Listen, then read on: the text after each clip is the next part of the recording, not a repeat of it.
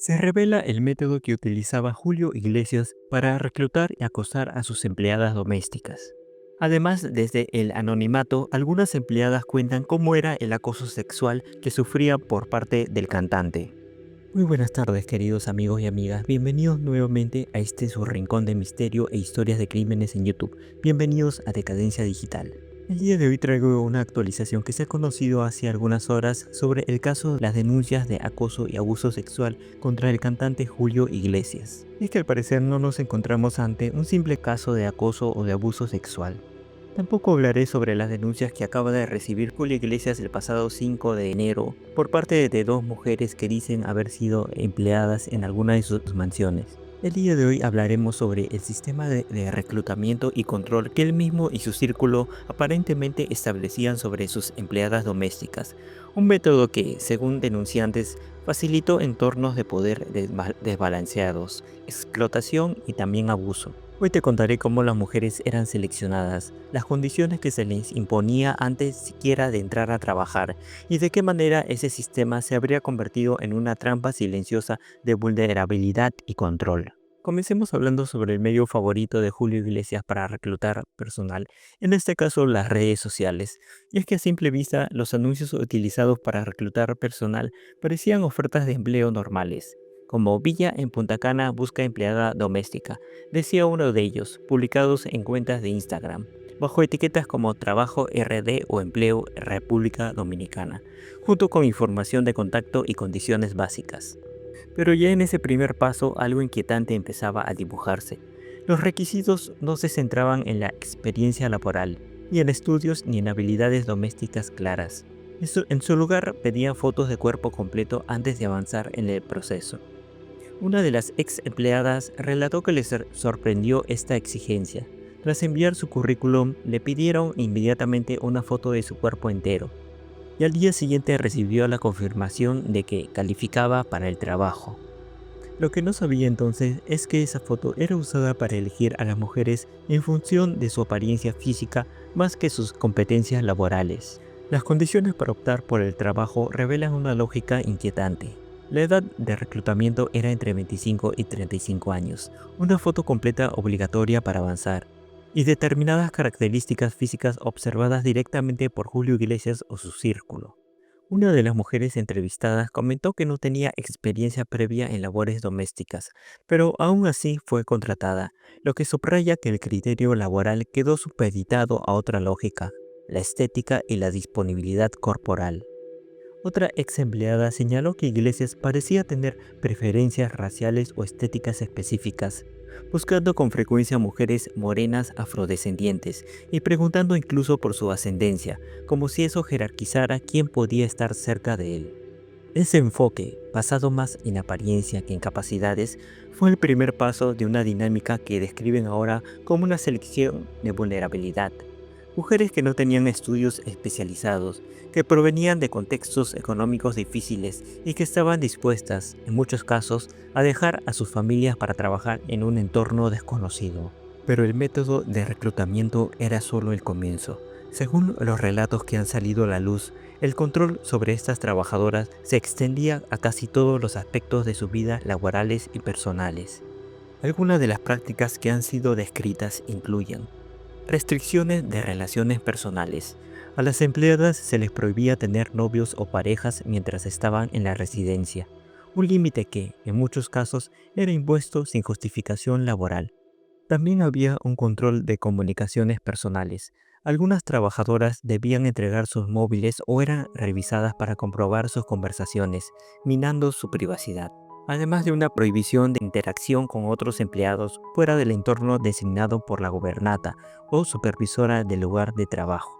Este tipo de control sistemático, según expertos en dinámicas laborales abusivas, tiende a crear una atmósfera de dependencia, aislamiento y desconfianza, donde la trabajadora, aunque consciente de sus derechos, se siente emocionalmente vulnerada.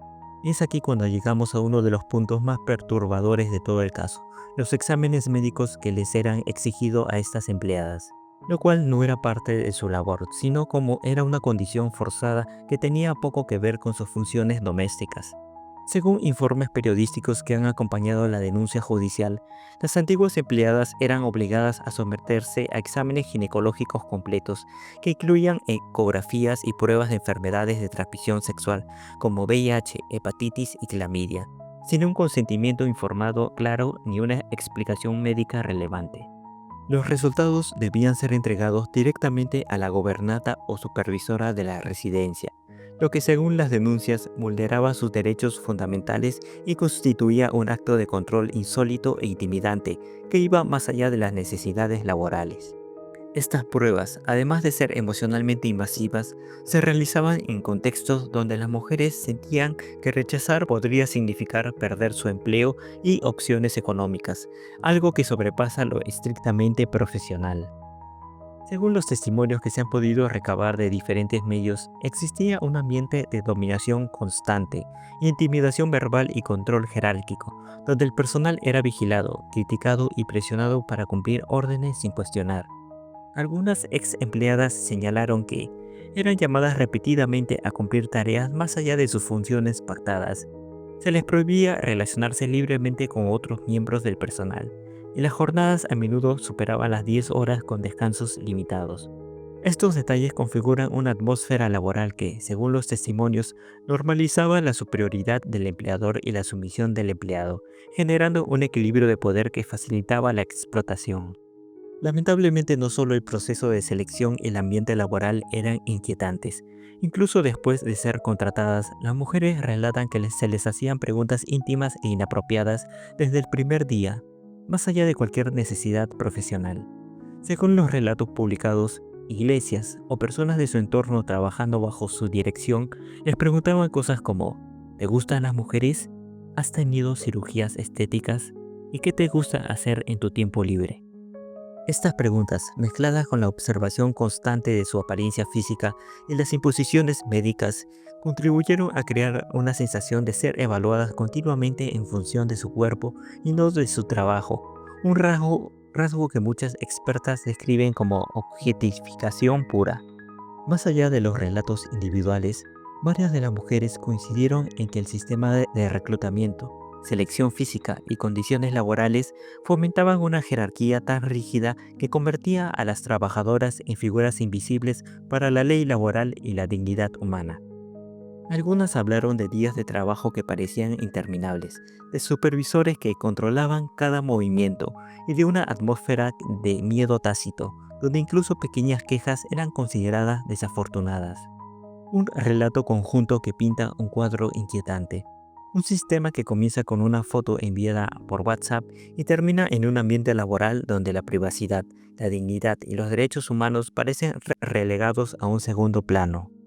Todas estas revelaciones no solo son piezas aisladas de un método de selección peculiar, han servido como base para una denuncia presentada el 5 de enero de 2026 ante la Fiscalía de la Audiencia Nacional de España, que ha abierto diligencias preliminares en torno a acusaciones que incluyen no solo agresión y acoso sexual, sino también posibles delitos de trata de personas, trabajo forzado bajo condiciones degradantes.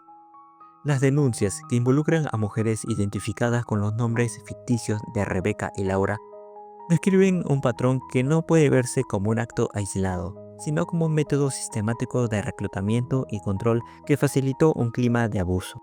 Julio Iglesias es para muchos una leyenda de la música. Su voz marcó generaciones y su nombre siempre estuvo ligado a grandes escenarios y grandes historias de amor. Pero lo que emerge ahora es una narrativa diferente.